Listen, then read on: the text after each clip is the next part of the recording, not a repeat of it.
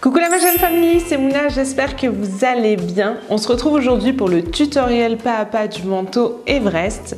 Donc pour ceux qui ne me connaissent pas, je suis Mouna, cofondatrice de la marque Majam et de la Majam Academy. Et notre mission dans ces entreprises, c'est vraiment que vous réussissiez à coudre vos vêtements en vous amusant. Donc là ici on se retrouve pour le tutoriel de notre patron Everest qui est un patron de manteau hyper joli. Il est de niveau intermédiaire à confirmer en fonction des options que vous allez choisir. En effet, si vous choisissez la version A avec les poches paysannes, très jolie soit dit en passant, on est sur un niveau quand même bien confirmé. Là on est sur un bon niveau 4, vous allez voir dans le tutoriel, on a pas mal de techniques mais c'est très beau en termes de rendu. Pour la version B, la version avec des poches latérales, là on est sur un niveau plus intermédiaire. Donc choisissez la version qui vous plaît le plus ou alors cousez carrément les deux. Donc le manteau Everest, il a un col châle, il a un poignet de manche et plein de détails de surpiqûre qui sont hyper jolis et qui rendent ce manteau très élégant. Ce manteau est aussi entièrement doublé, à la fois pour votre confort et aussi pour le rendu esthétique. C'est toujours plus joli, on trouve chez Majam, quand les manteaux et les vestes sont doublés. Comme d'habitude, vous pouvez retrouver le patron de ce manteau sur notre site internet. Je vous mettrai le lien en barre d'infos de la vidéo et tous nos patrons sont disponibles de la taille 34 à 58. Et ils sont disponibles au format pochette, donc papier, ou alors au format PDF, c'est comme vous préférez, il y en a pour tous les goûts. Dans cette vidéo, j'ai utilisé un lainage qui vient de notre site, c'est un tissu qui est 100% laine, qui est très agréable à porter, il tient chaud et qui est super qualitatif. Vous pourrez retrouver un kit complet pour réaliser le manteau Everest tel que je vous l'ai présenté ici sur notre site. Et on a aussi décliné ce kit là en d'autres coloris, notamment le blanc cassé qui est hyper élégant, le marsala qui est super fun, ainsi que le rose mauve qui est le nouveau coloris de la collection. Mais on a aussi plein d'autres coloris plus classiques comme le bleu marine, le noir ou le bordeaux sur notre site. Donc je vous invite à vraiment aller consulter pour voir un petit peu ce qui pourrait vous plaire pour réaliser votre manteau. En termes de conseils couture, il va vous falloir une aiguille standard taille 90 pour pouvoir coudre un lainage, parce que c'est un tissu qui est épais. En termes de thermocollant, on vous recommande la référence G405 de chez Vliseline. Encore une fois, je vous mettrai les liens en barre d'infos de la vidéo. Et étant donné qu'on a pas mal d'épaisseur, on vous conseille de coudre tout le temps avec un point de longueur 2,5 ou 3 mm. Regardez, faites des tests sur des chutes en fonction de votre machine à coudre. Nous, on a cousu quasiment tout le temps en 2,5. Et par contre, au niveau des surpiqûres, pensez toujours à allonger un petit peu votre longueur de point. Ici chez Majam et dans tout ce tutoriel, les surpiqûres, je les ai faites avec une longueur de pointe de 3,5 mm, mais vous pouvez aussi utiliser du 4 mm si vous préférez. Et enfin, dernière chose en termes de matériel, ici on a utilisé une doublure antistatique. Donc en termes de doublure, nous on aime bien vous proposer ce type-là. Déjà c'est pas cher et puisque c'est à l'intérieur c'est très bien, mais aussi ça vous permet d'enfiler facilement votre manteau, peu importe le vêtement que vous avez sur vous, donc c'est plutôt fun.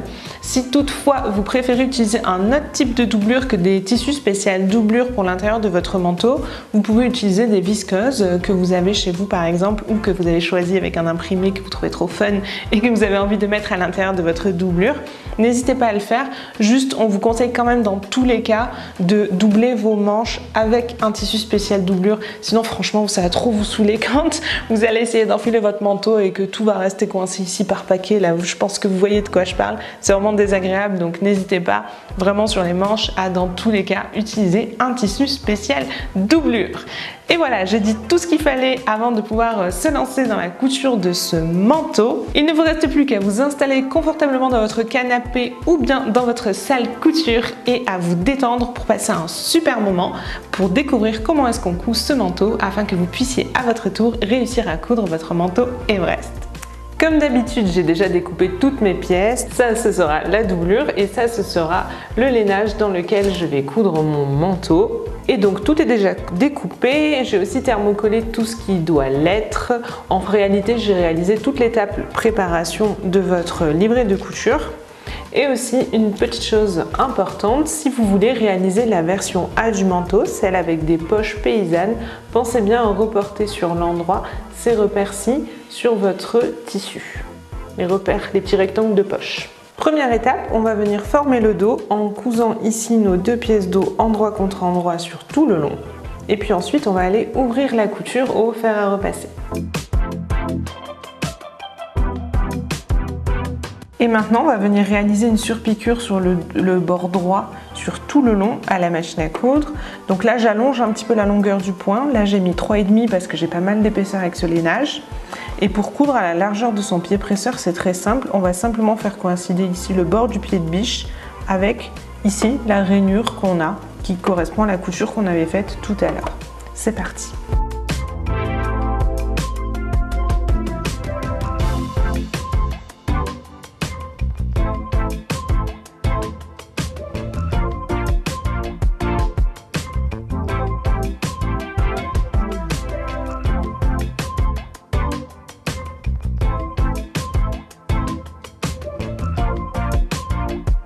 Ensuite, on va commencer par la version A, donc celle avec les poches paysannes. Et ce qu'on va faire, c'est qu'on va venir sur l'envers de chaque devant et on va venir y thermocoller un petit bout de thermocollant, vraiment juste comme ça, pour renforcer les poches. Donc là, on a coupé 4 petits rectangles de 3 par 6, mais c'est très approximatif.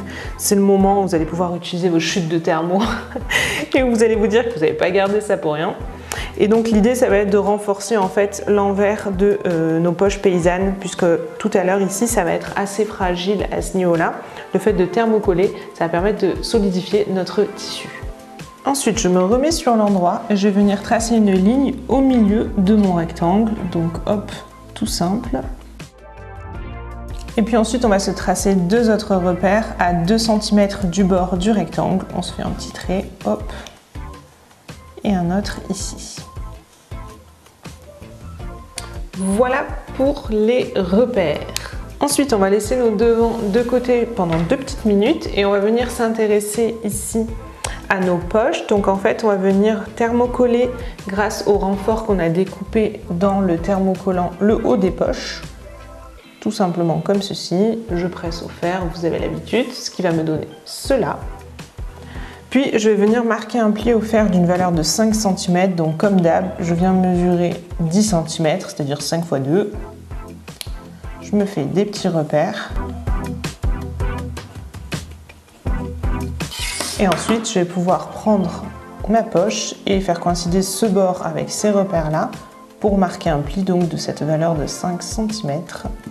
Et je donne donc un petit coup de fer à repasser pour maintenir ceci en place.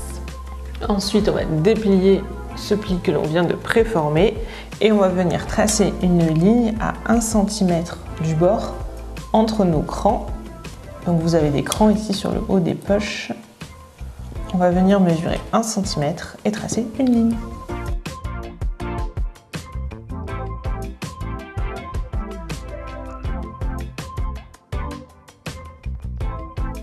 Et cette opération, on l'a fait sur la pièce 12A et aussi sur la pièce 13A.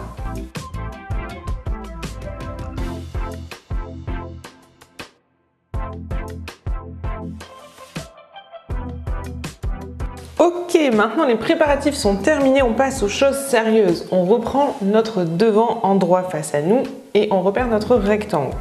Ensuite, on va prendre un dessous de poche, donc la pièce 13A, et on va venir épingler notre pièce contre notre rectangle, endroit contre endroit. Et là, en fait, c'est assez simple. L'idée, c'est que le bord de la poche soit au bord du rectangle et on fait coïncider les crans ici de notre dessous de poche avec les bords du rectangle. Très simple.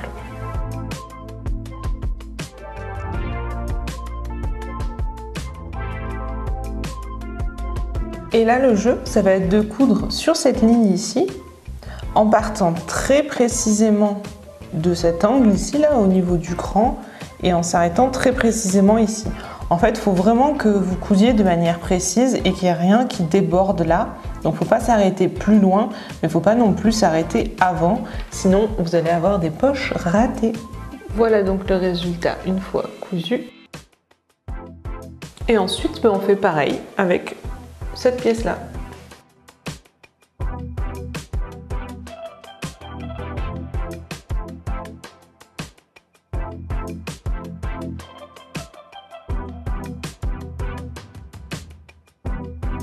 Et maintenant que c'est cousu, une pause s'impose. On va faire 2-3 petites vérifs, puisque là, il est encore temps de sauver le truc si jamais il y a eu un petit peu par la couture. Alors qu'une fois passé cette étape, c'est foutu, vous devrez mettre votre manteau à la poubelle sans vous inquiéter, bien sûr. Donc première vérif, on va vérifier que ces deux coutures-là sont bien parallèles. Il doit y avoir 4 cm d'écart entre les deux. Donc si je pars d'ici, déjà 4,1, donc normalement c'est moyen. Et en avançant, là j'ai 4,2. Et là ça va pas. Donc, vous avez l'exemple en direct, mes deux coutures ne sont pas espacées de 4 cm. Je vais vous expliquer pourquoi. Ce qui se passe, c'est qu'avec les épaisseurs et le lainage, souvent, même si on a essayé de bien se placer bord à bord, ici, ça est venu pousser. Et du coup, ce morceau-là, il est un petit peu décalé. Si je mesure là-dessous, voilà. J'ai un peu plus de 1 cm à cause de l'épaisseur et du lainage. Donc je vais être obligée de découdre et de recoudre pour être sûre d'avoir un espacement de 4 cm. Ça me l'a plus fait de ce côté que de celui-là. Ici, je suis bien à 1 cm. Donc c'est là que j'ai été décalée à ma couture. Donc ça, c'est la première vérif qu'il fallait faire. Donc comme je vous disais, je vais découdre et recommencer. Et la deuxième vérif, c'est de soulever en fait ici et vérifier que chaque point d'arrêt est bien aligné en fait au bord du rectangle. C'est ce que je vous disais tout à l'heure. Normalement, si vous avez bien démarré ici au niveau d'écran, il n'y a pas de problème, c'est que vous êtes bien aligné. Mais le fait de soulever comme ça et de vérifier que vous êtes bien dans le prolongement, ça nous permet d'être sûr qu'effectivement, on est bien. Donc dans mon cas, je vais découdre cette poche-là et la recoudre pour bien avoir 4 cm entre mes deux lignes de couture.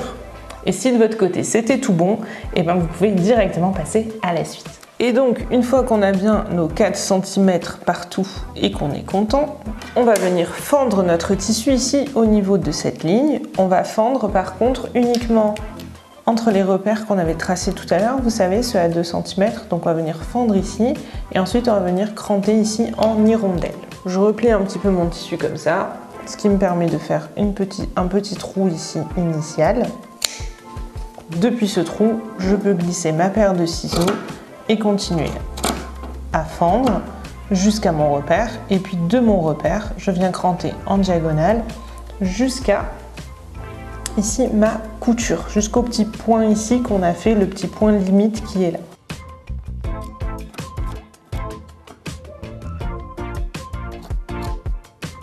Donc je coupe pas mon point, mais je vais quand même le plus loin possible.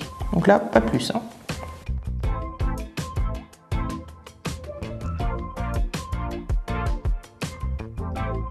Maintenant, on va venir passer nos poches vers l'intérieur. Donc je commence par celle-ci. Je la glisse par la fente et je la descends vers le bas du manteau. Hop, et je la rentre totalement dedans. Comme ceci et hop, comme cela. Même chose avec celle-ci. Je la passe par la fente et je la descends en bas du manteau. Hop. Ensuite, là, on voit qu'il y a un petit couac, donc ça c'est normal. Je reprends le pli qu'on avait préformé sur cette pièce-là que je viens de rentrer et je vais venir l'aligner avec le haut de poche.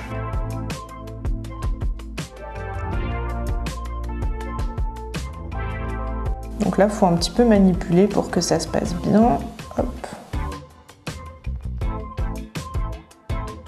Et si jamais vous avez des décalages, c'est-à-dire que si votre poche elle arrive comme ça, c'est simplement dû au fait que vous n'avez pas vraiment cousu à 4 cm du bord. Si vous avez vraiment vos deux lignes bien parallèles à 4 cm, en fait tout seul, tout seul, il faut le manipuler un petit peu, mais votre haut de poche va venir se positionner là. Enfin le haut de la poche, ça se plie et va venir se positionner en haut. Et vous pouvez donc aligner tout le reste. Donc de là, vous pouvez vous mettre une petite épingle juste pour être sûr que ça tienne bien en place, mais c'est pas indispensable. Hop. Ensuite, on va passer sur l'envers.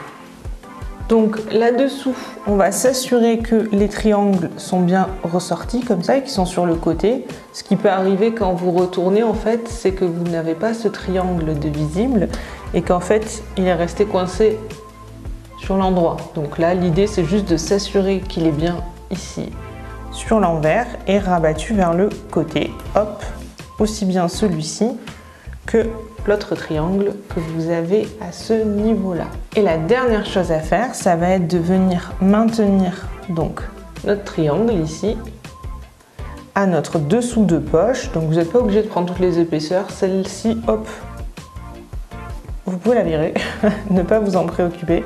À notre dessus de poche, pardon, excusez-moi. Et donc on va bien prendre notre triangle, notre dessus de poche, c'est celui qui est thermocollé, c'est comme ça qu'on le reconnaît facilement. Et on va venir coudre tout ça ensemble, vraiment ici à la base du triangle. C'est très très important de coudre ici à la base du triangle. Donc lui, je m'en occupe pas, je le laisse sur le côté. En réalité, on peut le coudre aussi, mais c'est pas très important. On peut ne pas le... Enfin, ne le faisons pas. En tout cas, on vous propose de ne pas le faire ici chez Majam. Ça vous fera moins d'épaisseur parce que là, vous en avez déjà pas mal. Et donc, on va venir coudre ici à la machine. Vous pouvez aussi le faire à la main si c'est une étape qui vous semble compliquée.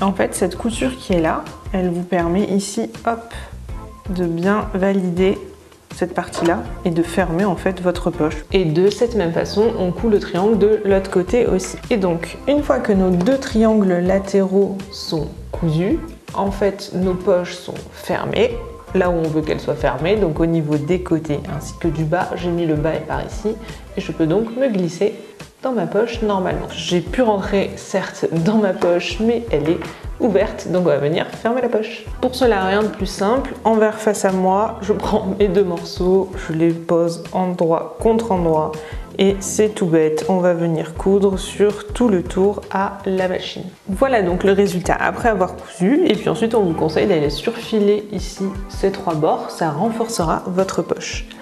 Au cas où vous vous poseriez la question, est-ce qu'on coud ou pas sur le triangle? Franchement, ça n'a aucune importance. Donc là, j'ai pas cousu dessus volontairement et de l'autre côté, j'ai cousu dessus juste pour vous montrer.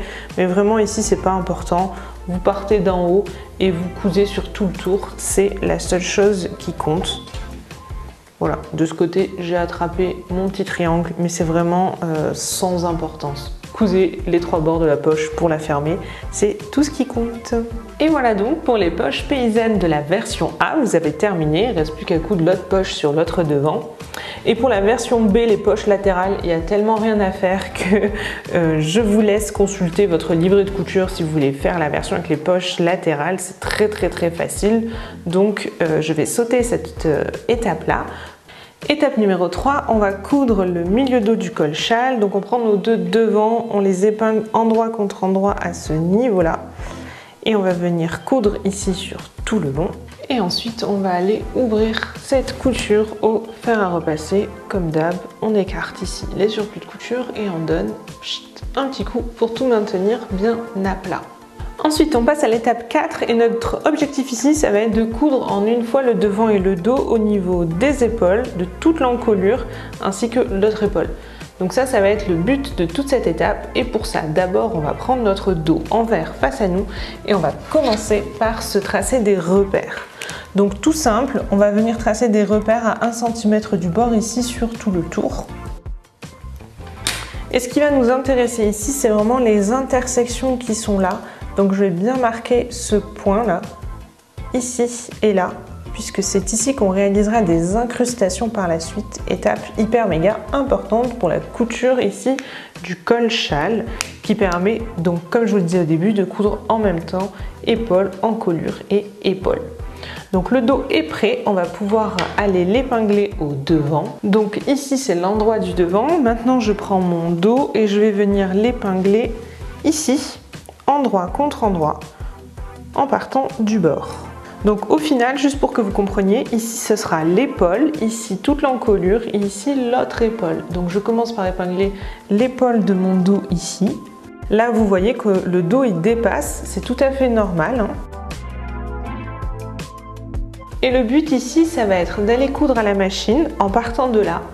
Je couds sur ma ligne jusqu'à arriver au niveau de l'intersection ici, aiguille plantée dans le tissu. On va dire que c'est ça. Ensuite, on va venir lever notre pied de biche et l'idée, ça va être de venir dégager le tissu pour pouvoir venir cranter uniquement le devant, donc cette partie-là du dessous, depuis ici. c'est-à-dire depuis mon angle jusqu'à ici mon aiguille. Donc je vais quasiment jusqu'au bout, je me laisse un tout petit morceau de tissu, mais j'essaie d'aller vraiment le plus loin possible dans le fait de cranter. Grâce à ça, mon dos va pouvoir se libérer, je vais pouvoir pivoter comme ça et épingler mes encolures bien bord à bord. Ensuite, je vais reprendre la couture jusqu'à cette intersection, jusqu'à ce repère-là, où de la même manière, je vais arriver aiguille plantée dans le tissu. Je vais lever mon pied de biche, soulever et cranter uniquement le devant, donc le tissu du dessous jusqu'à mon aiguille. Ici, on va faire la deuxième incrustation. Et là, je ne peux pas vous montrer parce que les incrustations ne sont pas faites, mais l'idée, ça va être de pivoter et de faire coïncider mes dernières épaules entre elles. C'est parti, on va passer sous la machine.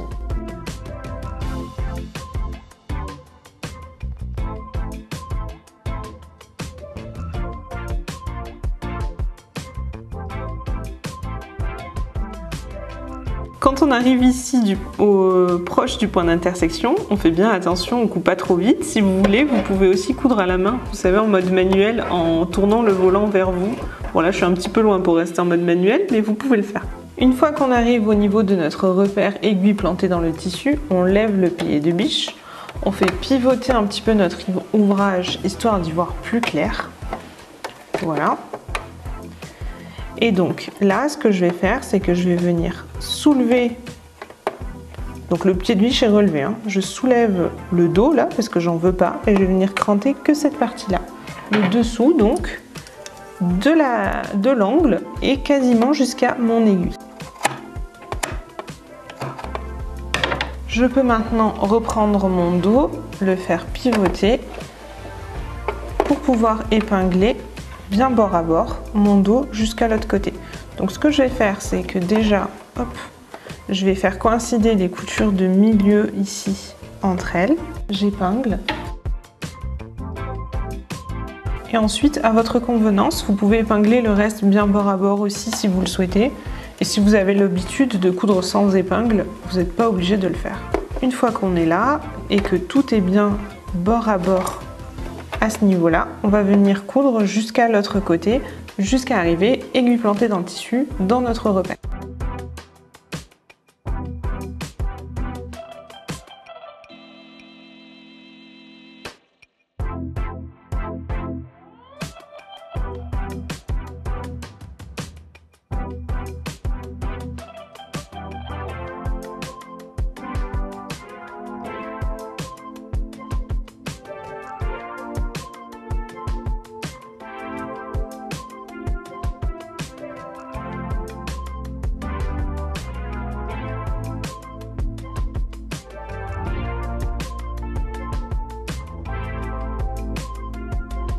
Voilà, donc on a cousu tout ça en une seule fois et maintenant on va venir ouvrir au fer à repasser assez rapidement les surplus de couture d'épaule. Donc ici et là, on ne touche pas à l'encolure pour le moment. Étape numéro 5, on va coudre endroit contre endroit notre devant et notre dos au niveau des côtés.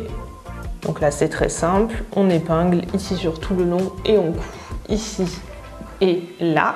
Petite remarque, si vous avez utilisé la version B, donc avec les poches latérales, vous n'avez pas ça ici, mais ici vous avez des poches qu'il faut bien penser à faire ressortir et coudre comme ceci.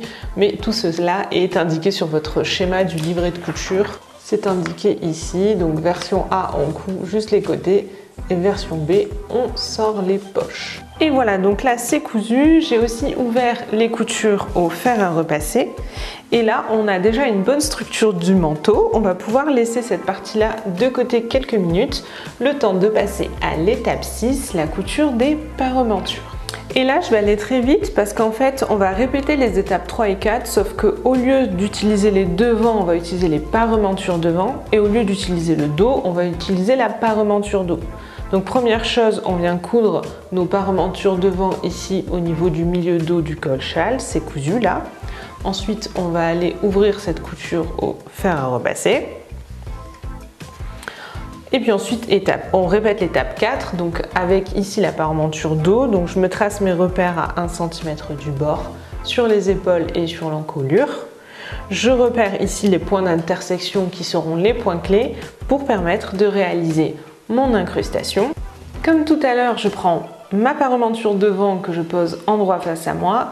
Et l'idée, ça va être d'aller coudre ici l'épaule de la parementure, l'encolure de la parementure et l'autre épaule de la parementure. Avec ici notre parementure dos où on a ici l'épaule, l'encolure et l'épaule. Donc comme tout à l'heure, j'épingle ici en partant du bord endroit contre endroit. Donc je pars ici du bord, bien bord à bord, et j'épingle. Vous constatez ici, comme tout à l'heure, que ça dépasse. C'est tout à fait normal. Et comme tout à l'heure, on va aller coudre à la machine en partant d'ici. On va venir arriver ici, aiguille plantée dans le tissu. On va réaliser notre incrustation. Donc je vous le rappelle rapidement. Aiguille plantée dans le tissu, je lève le pied de biche. Je fais un petit peu pivoter pour y voir plus clair. Je soulève le tissu du dessus et je viens cranter celui du dessous depuis ici la pointe jusqu'à quasiment mon aiguille. Grâce à cette incrustation, je peux faire pivoter mon tissu pour épingler mon encolure bord à bord. Tac, tac, tac. Je couds. Même chose, aiguille ici plantée dans le tissu. Bam, bam, bam. Petite incrustation, ce qui me permet de pivoter et de coudre la fin. Après avoir cousu, ça vous donne ça. Épaule, encolure, épaule. Et comme tout à l'heure, on va aller ouvrir les surplus de couture, mais que ici, des épaules. Ensuite, on passe à l'étape 5 et on va venir assembler le col châle. Donc là, je reprends mon manteau. J'ai l'endroit face à moi. Donc vous voyez, là, ici, il y a le trou des manches. Ici, c'est le dos. Là, on a le devant qui se poursuit, voilà, qui est là et qui se poursuit ici. Donc j'ai mon manteau endroit face à moi. Je prends ma parementure et je vais venir épingler ma parementure à mon manteau, endroit contre endroit, en commençant par faire coïncider ici les coutures entre elles.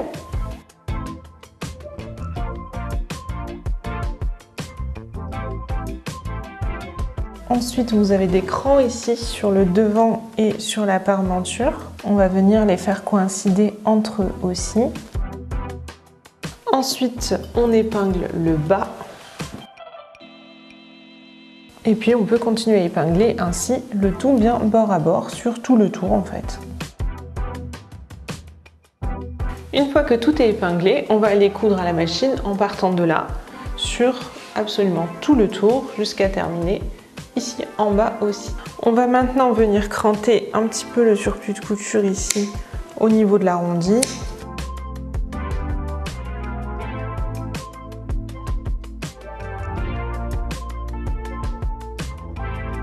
Et vous pouvez aussi cranter un petit peu le surplus de couture ici au niveau de l'encolure dos.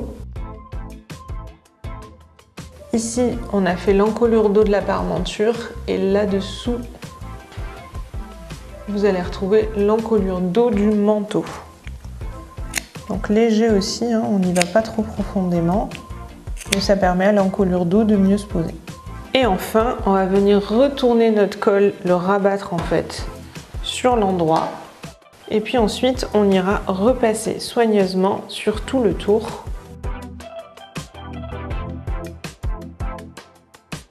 Étape numéro 5, le maintien de la parementure au col. Donc, on va venir épingler les encolures entre elles, en fait, les encolures dos. Donc, j'ouvre ici mon manteau, hop, ça vous donne cela. Donc, j'étais comme ça, une fois qu'on a tout repassé à l'étape précédente, on se retrouve comme ceci. On ouvre comme ça. Et ici, on va venir repérer donc ceci. Là, c'est l'encolure dos qu'on a cousu tout à l'heure. Là, on a une couture, je la touche pas. Et je prends celle-ci aussi. Donc je prends ça et ça.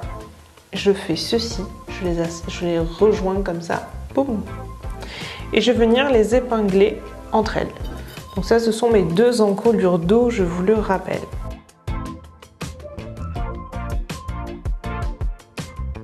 Je fais aussi coïncider mes coutures milieu dos entre elles. Donc là, vous avez vraiment beaucoup d'épaisseur, hein. Je vais épingler à côté, ça va en faire un tout petit peu moins.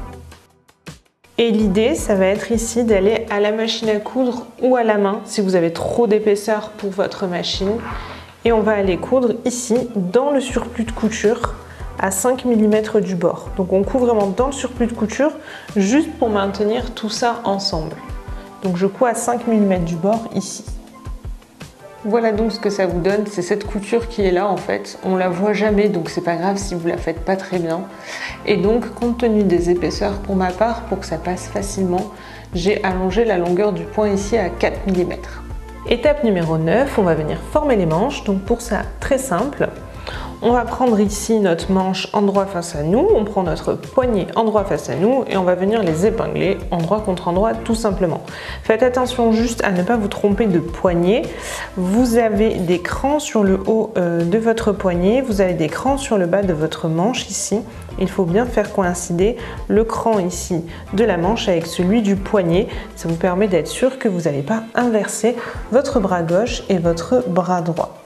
Donc, je commence par faire coïncider mes crans entre eux. Ensuite, comme d'hab, j'épingle les bords. Et puis le reste. Ensuite, je vais coudre sur tout le long à la machine à coudre et ouvrir mon surplus de couture au fer à repasser. Une fois votre manche cousue, ça vous donne ceci. Il ne nous reste plus qu'à aller réaliser une surpiqûre endroit face à nous ici, à la largeur de notre pied presseur. Donc en fait, on va faire comme tout à l'heure pour le dos, c'est-à-dire qu'on va mettre notre pied de biche bord ici contre notre couture, notre pli qui est là, et on va venir coudre sur tout le long. En fait, on fait vraiment comme pour le dos. L'idée, c'est de surpiquer, c'est décoratif et ça va être très très joli. Et puis enfin, on va former notre manche, donc on la replie comme ceci, c'est comme d'hab, et on épingle sur tout le long. Juste une chose ici, faites bien attention à bien faire coïncider ici vos coutures entre elles pour que ce soit joli une fois votre manteau porté.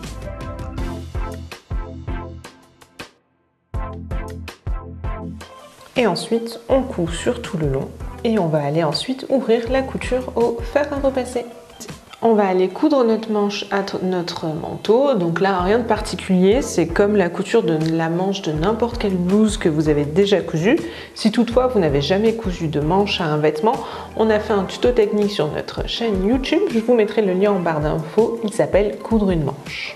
Alors déjà, bravo, on a fait le gros du morceau. Maintenant, on va s'intéresser à la préparation de la doublure. Donc first, on va réaliser le pli d'aisance qui est présent en haut et en bas du milieu dos de notre doublure. Donc, on replie notre tissu de doublure en deux endroits contre endroit, puisque mon dos il est comme ça normalement. Et puis ensuite, ce qu'on va faire, c'est que first, on va bien faire coïncider les crans ici entre eux. Et puis on va venir prolonger ces crans là en traçant une ligne toute droite d'une longueur d'environ, on va dire 5 cm, c'est pas mal. Je fais ça ici, je fais la même chose en bas et puis ensuite ce que je vais faire, c'est que je vais aller coudre à la machine en partant d'ici jusque là. Sur mon trait en fait, je fais une petite couture point d'arrêt, couture point d'arrêt. Voilà donc ce que ça vous donne une fois cousu. Et puis ensuite, c'est très simple, je déplie ça et je choisis de coucher ici ce pli sur un côté, n'importe lequel. Je mets une petite épingle et puis je vais aller donner un petit coup de fer à repasser pour coucher ce pli correctement vers ce côté-là.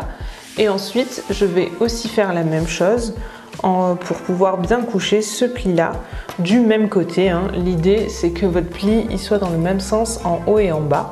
On fait pas un dans un sens et un dans l'autre, on met tout dans le même. Ensuite on va coudre endroit contre endroit les épaules ainsi que les côtés. On ouvre les coutures au fer. Ensuite on va venir assembler les manches de la doublure tout en gardant un trou dans une des manches. Je vous renvoie à votre livret de couture pour ces parties là qui sont très simples et très rapides. Donc là, notre doublure est cousue et la dernière chose à faire, c'est de venir préformer un pli d'une valeur de 2 cm sur le bas des manches doublure ainsi que sur tout le bas de la veste. Et une fois qu'on a fait ça, on va venir déplier ce pli puisqu'on va s'en servir déplié pour la suite du tutoriel, mais c'était important de préformer ces plis dès maintenant. Étape numéro 11, on va former l'enforme du bas du manteau. Donc là, vous prenez votre pièce numéro 11 et vous cousez endroit contre endroit vos deux pièces numéro 11 le long du petit côté qui est ici. Veillez à bien avoir le cran ici orienté vers le haut, mais tout est expliqué dans le schéma du livret. Je vais aller vite sur cette partie-là qui n'a rien de particulier. Donc on coud, on ouvre ensuite la couture au fer à repasser. Et puis ensuite, On se met comme ceci et on va venir prendre nos pièces numéro 10, donc ce sont les en forme devant, et on va venir les épingler là encore, endroit contre endroit, mais le long de ces deux petits côtés-ci cette fois-ci. Veillez bien à avoir encore une fois vos crans ici vers le haut et les petits crans qui sont là vers ce côté-là. Vous les mettez bien ici et pas là, c'est important pour la suite. Donc encore une fois, on coud, on ouvre les coutures en fer et puis notre en forme est prête. Ensuite, étape 12, on va coudre la doublure au manteau et on va commencer par épingler endroit contre endroit notre doublure à notre en forme. Je commence par faire coïncider le milieu dos de l'en forme avec le pli d'aisance là de ma doublure.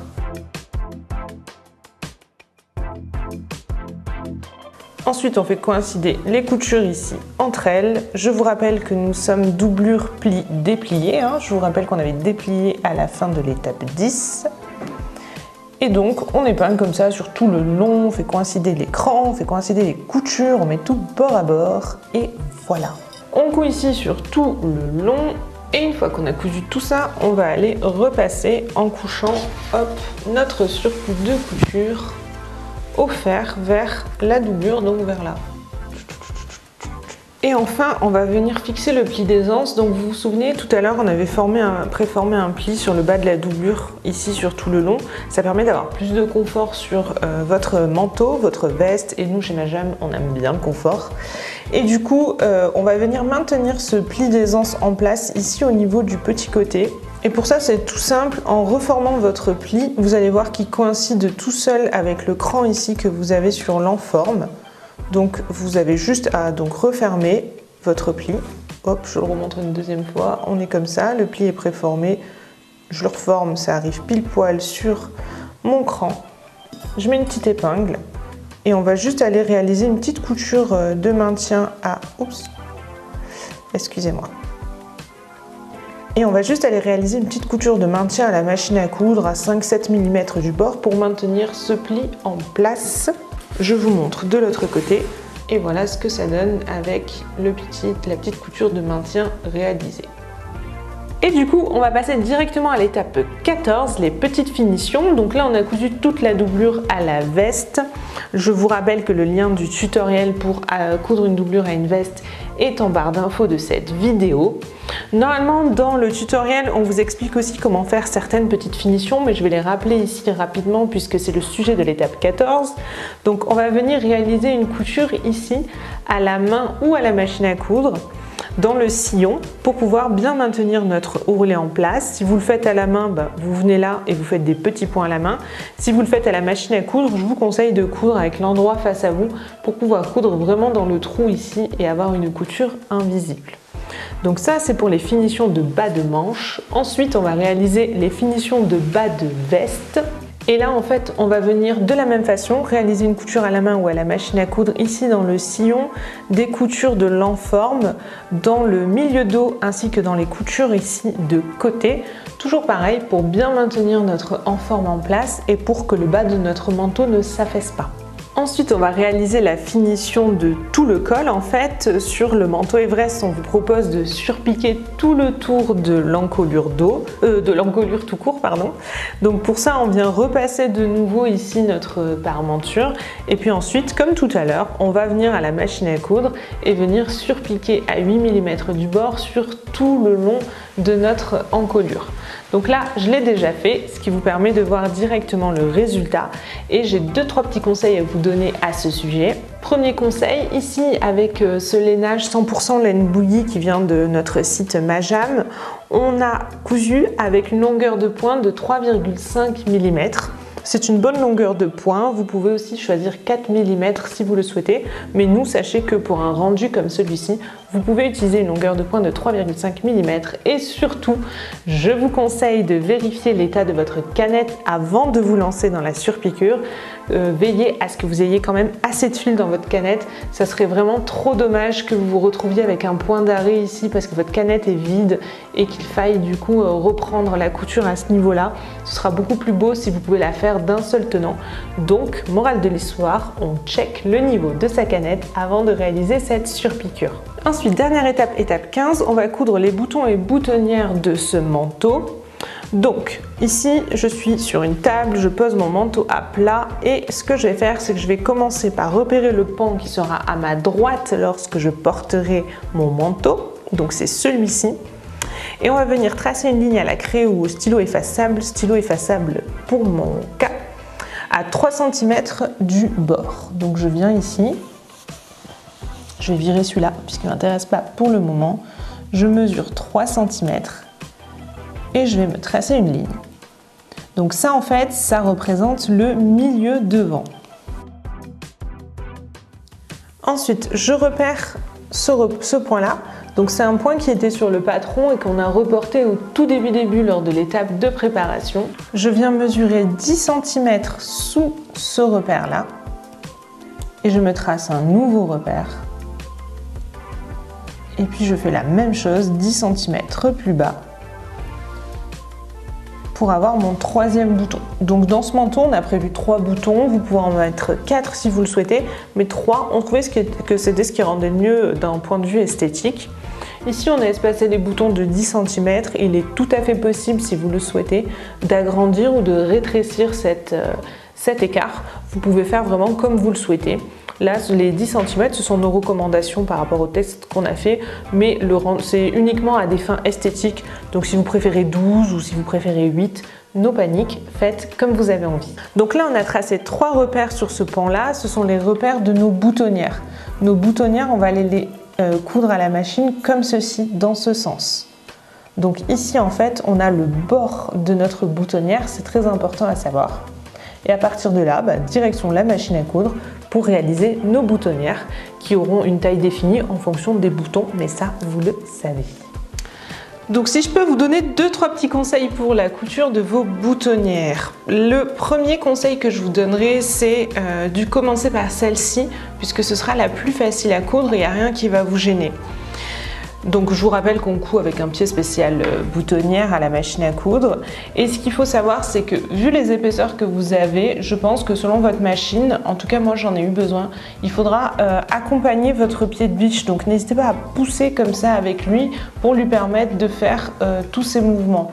Donc voilà, n'hésitez pas à pousser et tirer quand il va coudre son rectangle pour vraiment accompagner votre boutonnière.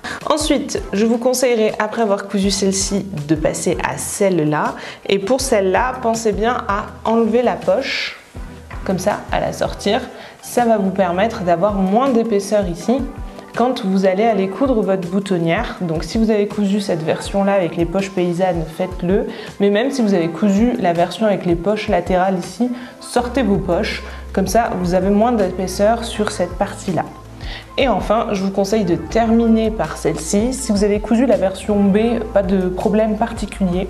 En revanche, si vous avez cousu la version A, il se peut, donc c'est pas sûr, mais il se peut, je préfère anticiper, comme ça vous avez tous les conseils.